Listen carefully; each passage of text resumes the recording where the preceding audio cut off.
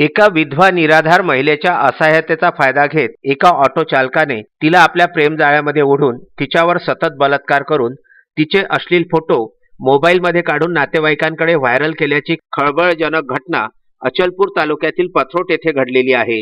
या प्रकरणी उपविभागीय पोलीस अधिकारी सचिंद्र शिंदे यांनी गुन्हा दाखल होताच एका तासाच्या आत आपल्या ताफ्यासह आरोपीस अटक केलेली आहे। आरोपीवर बलात्कारासह ॲट्रॉसिटी व आयटी नुसार गुन्हा दाखल करण्यात आलेला आहे।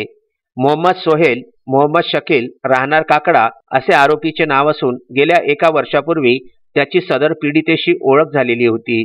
पीडिता ही मजुरीचे काम करीत असून सोहेलच्या ॲटोमधून मजुरीकरिता ये जा करायची। त्यामध्ये दोघांची ओळख झाली।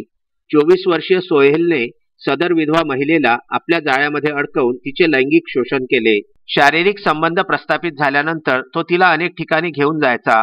एवढेच नव्हे तर त्याने गुपचूप आपल्या मोबाईलमध्ये सदर पीडितेचे अश्लील फोटो सुद्धा काढले होते व ते फोटो त्याने पीडितेच्या नातेवाईकांसमोर मोबाईलवर पाठविले। ही बाब लक्षात येताच पीडितेने सोमवारी पथरोट पोलीस स्टेशनला तक्रार दाखल केली। त्यावरून पोलिसांनी भारतीय दंडविधानाच्या 376 सह ॲट्रॉसिटी व आयटी ॲक्टनुसार गुन्हा दाखल केला।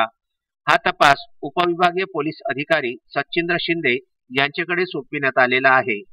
पोलीस स्टेशन पथरोट येथे काल रोजी एका पीडितेने पथरोट येथील राहणाऱ्या एका पीडितेने तक्रार दिली।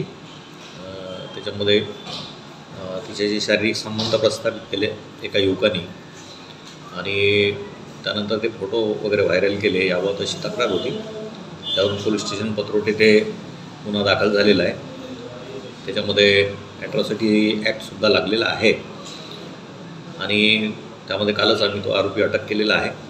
आरोपी काकडा येथील राहणारा आहे आणि पीडिता जी आहे ती पथरोट येथील राहणारी आहे आणि आज त्याला आम्ही कोर्टात प्रोड्यूस करणार आहोत। त्यानंतर कोर्टाकडे आम्ही त्याच्या PCRची मागणी करणार आहेत आणि पुढील तपास योग्य रीतीने आम्ही माननीय पोलीस अधीक्षक अमरावती ग्रामीण तसेच माननीय अपर पोलीस अधीक्षक अमरावती ग्रामीण यांच्या मार्गदर्शनामध्ये करणार आहोत। SN न्यूज नेटवर्क परतवाडा व विदर्भ न्यूज अमरावती करिता जयकुमार घिया व पंकज साबू यांचा हा वृत्तांत।